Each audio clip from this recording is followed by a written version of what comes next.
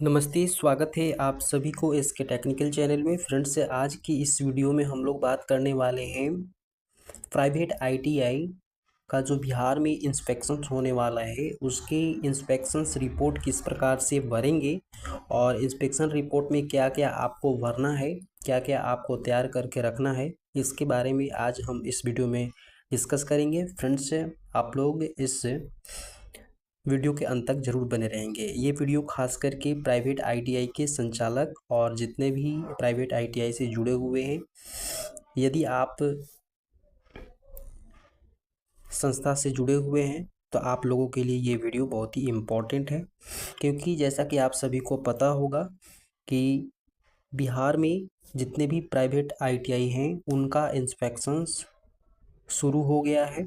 ठीक है, तो उसके रिगार्डिंग यहाँ पे एक इंस्पेक्शंस रिपोर्ट है जिसमें कि आप लोगों को ये जितने भी कॉलम्स हैं वो सभी को आपको भरने पड़ेंगे।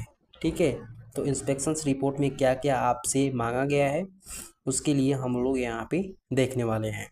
तो चलिए वीडियो को स्टार्ट करते हैं। उससे पहले चैनल में नए हैं, चैनल को सब्सक्राइब कर लीजिएगा। इस तरह का रेगुलर अपडेट के लिए आप हमारे चैनल को विजिट करते रहिए। बेल आइकन जरूर प्रेस करिए ताकि जब भी मैं नई वीडियो अपलोड करूँ आप सभी को नोटिफिकेशन सबसे पहले मिले।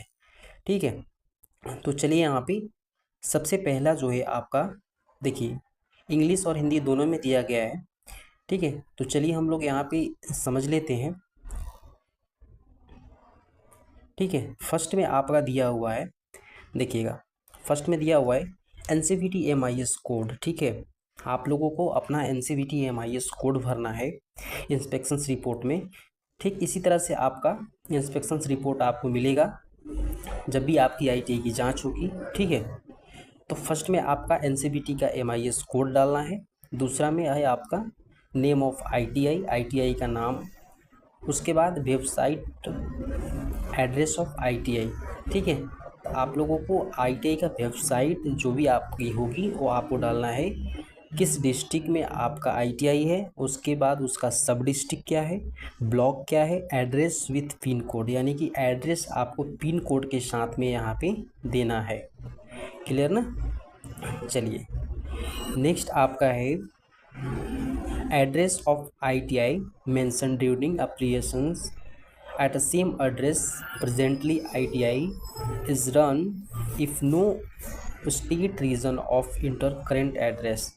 इसमें आपको बताया जा रहा है कि क्या इस गूगल फॉर्म में भरा गया पता वही है जो संस्थान के एप्लीकेशन के लिए पता दिया गया था।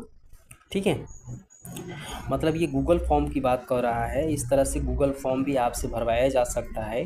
ठीक है, और यदि नहीं है वो एड्रेस तो आप इसका जो है कारण बताइए। ठीक है, और नया एड्रेस यहाँ पे अंकित करना है। चलिए नेक्स्ट आपका है, देखिए Android mobile number Google map का प्रयोग करके GPS लोकेशंस का लैटिट्यूड भरना है और लॉन्गिट्यूड भरना है। दोनों यहाँ पे आपको भरने पड़ेंगे। संस्थान से संबंधन हेतु जांच पदाधिकारी अधिकारियों का यहाँ पे नाम अंकित करें, मतलब जो भी आपके यहाँ पर संस्थान में एप्लीकेशन के टाइम में जो भी अधिकारी आपके आए हुए थे उसका नाम डालना है। जैसे कि यहाँ पे देखिए name and designation of inspecting officers at the time of application, यानी कि एप्लीकेशन के टाइम में जो भी आपके अधिकारी आए हुए थे उनका नाम यहाँ पे डालना है। 13 में आपको बताया गया है registered email ID of institute, registered email ID आपको इंस्टीट्यूट का डालना है। नेक्स्ट है आपका पैन कार्ड, पैन नंबर या सोसाइटी, ट्रस्ट, NGO, कंपनी का यहाँ पे आपका पैन नंबर चाहिए। नेक्स्ट है आपका date of establishment of institute, संस्थान की स्थापना तिथि भरना है।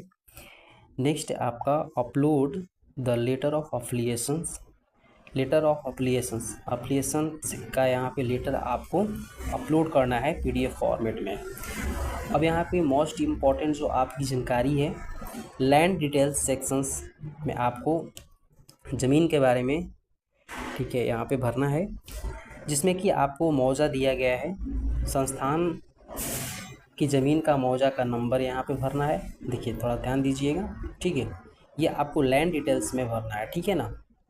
इसको थोड़ा सा हम लोग जूम कर लेते हैं। चलिए, संस्थान की ज़मीन का मुआवजा का नंबर भरना है, संस्थान के कुल क्षेत्रफल, ठीक है, उसके संस्थान की ज़मीन का खाता नंबर, संस्थान की ज़मीन का खेसरा नंबर, संस्थान की ज़मीन का रकबा भरें। उसके बाद जिसके नाम पे ज़मीन है या जिसके नाम से जमाबंदी होता है उसका नाम यहाँ पे फिल कर देना है आपको। नेक्स्ट है आपका इस्टेब्लिशमेंट डिटेल्स, ठीक है। इस्टेब्लिशमेंट डिटेल्स में आपको संस्थान का स्थापना वर्ष भरना है। देखिए, इस्टेब्लिशमेंट डिटेल्स में संस्थान का स्थापना दिवस भरना है। नेक्स्ट आप लोगों को यहाँ पे भरना है संस्थान का मैनेजमेंट कौन करता है, ठीक है। ट्रस्ट, सोसाइटी, एनजीओ, कंपनी, ये सभी यहाँ पे आपको सिलेक्ट करने पड़ेंगे ड्रॉप डाउन मेन्यू में, ठीक है ना। चलिए, उसके बाद डायरेक्टर का नाम भरना है। नेक्स्ट आपका डायरेक्टर का फादर्स नेम, डायरेक्टर का मोबाइल नंबर, डायरेक्टर का ईमेल आईडी, प्रिंसिपल का नाम डाल देना है, प्रिंसिपल का फादर्स नेम, प्रिंसिपल का मोबाइल नंबर, प्रिंसिपल का ईमेल आईडी। नेक्स्ट आपका इलेक्ट्रीशियन ट्रेड में एप्लीकेशन यूनिट की संख्या भरना है, ठीक है ना। उसके बाद फिटर ट्रेड का एप्लीकेशन यूनिट यहाँ पे आप लोगों को दे देना है, यानी कि आपके संस्थान में जो भी ट्रेड होंगे उन ट्रेड का आप लोगों का यूनिट सेफ्ट, ये सारी चीज़ें यहाँ पे आपको भरना पड़ेगा, ठीक है ना। कि इलेक्ट्रीशियन में कितने यूनिट हैं, फिटर में कितना यूनिट है, ये सारी चीज़ें आपको यहाँ पे भर देना है। क्लियर। चलिए, नेक्स्ट आपका यहाँ पे दिया गया है एज पर नॉर्म्स कुल कितने इंस्ट्रक्टर की आवश्यकता, उसको संख्या भरना है। यानी कि जितने भी नॉर्म्स में आप ट्रेड लिए होंगे उस ट्रेड में कितने इंस्ट्रक्टर की आवश्यकता है आपको वो संख्या भरना है। कुल कितने इंस्ट्रक्टर संस्थान में उपलब्ध हैं वो आपको भरना है।